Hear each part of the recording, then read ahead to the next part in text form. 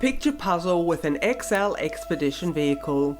Even if the bird's eye view is deceptive, we're on a test drive of an 8 metre long 12-tonne class truck. TerraCab has taken a TGM 13290 and fitted it with a 5 metre cabin. Also on board, the complete setup for a comfort-loving couple who want to explore all the wilds of the world. This concept isn't intended for use in challenging terrains, and this also wasn't desired. TerraCab therefore built a simple auxiliary frame out of galvanised 6mm steel profiles with springs at the front and a fixed point at the rear. This means the height remains a comfortable 3.62 meters up to the roof rail.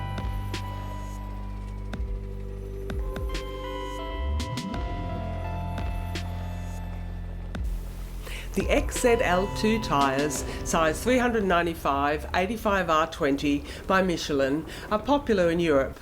However, there might be supply bottlenecks overseas. Positive, they roll along very quietly. On our test drive, the 290 HP engine of the TGM consumed an acceptable 23 litres per 100 kilometres. The engine power is perfectly adequate to move the Whopper along at speed, and the 6-speed automatic transmission makes driving very light work. The weight does go to show that it's not easy to build an 8-metre truck with all the trimmings and keep it light at the same time. TerraCab specifies a curb weight of 9 tonnes and 10.35 tonnes loaded for travel, but that means the travellers don't have to do without anything, as you can see by having a look at the interior.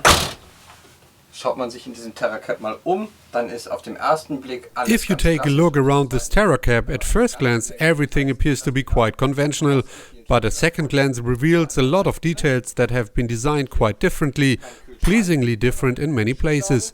To point out a few examples. There's no fridge, but instead a drawer fridge.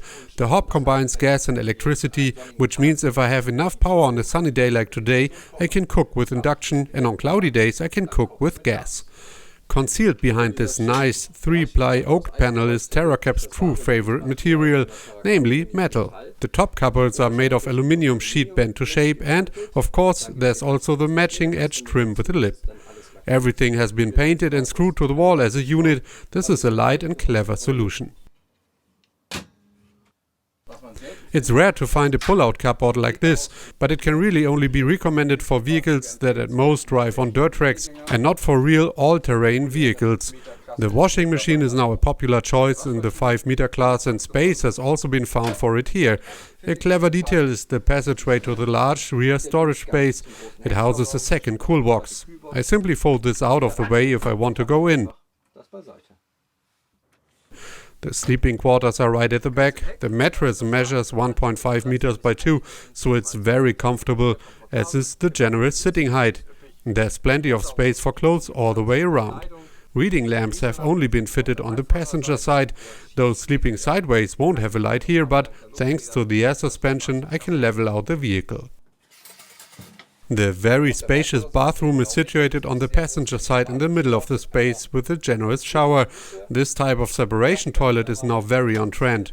One nice detail, the liquid tank is diverted outside to the storage room, where the canister for this is located.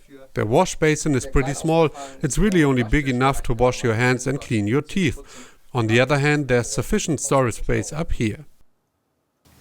Of course, the heart of the vehicle is this enormous long seating area at the front. 4 windows, a skylight, a lot of light all around, and a huge oak tabletop.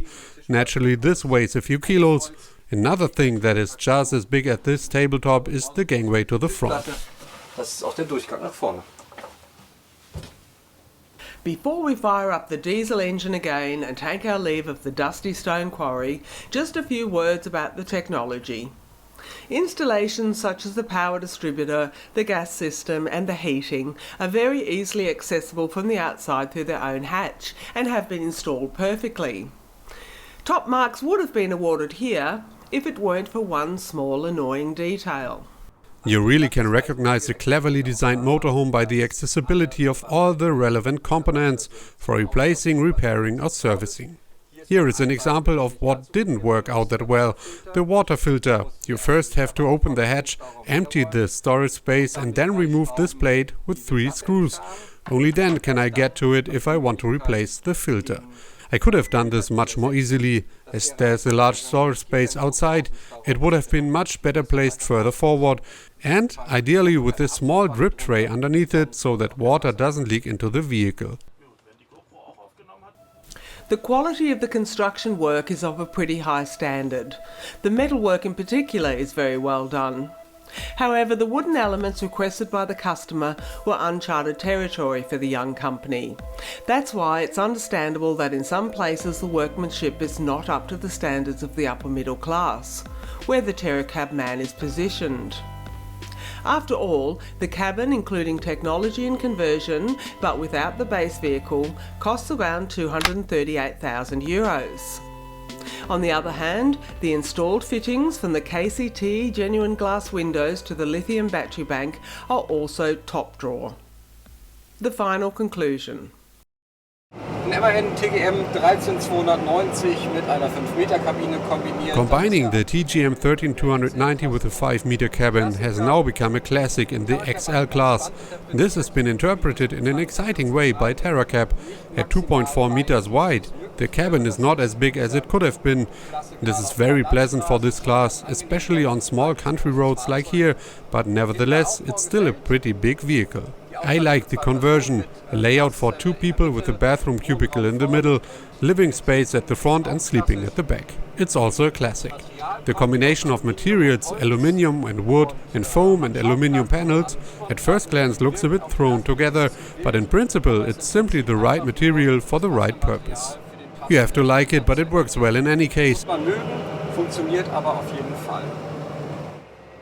The nice thing about the TGM is, to be really honest, it does all the work for me, and particularly on such a narrow road like this where I have to pass a bus, I just have to look in the mirrors and don't have to worry about the van.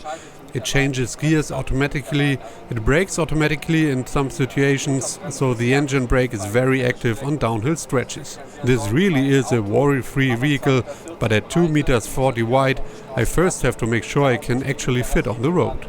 The outside mirror just grazes the middle of the road the entire time.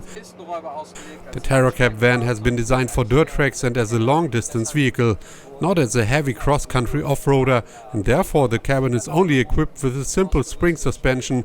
That means the auxiliary frame has a fixed bearing at the rear and it's not bolted at the front, but just fixed by spring-guided bolts.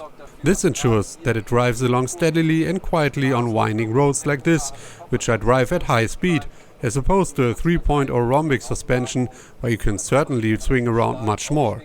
Personally, I like that very much.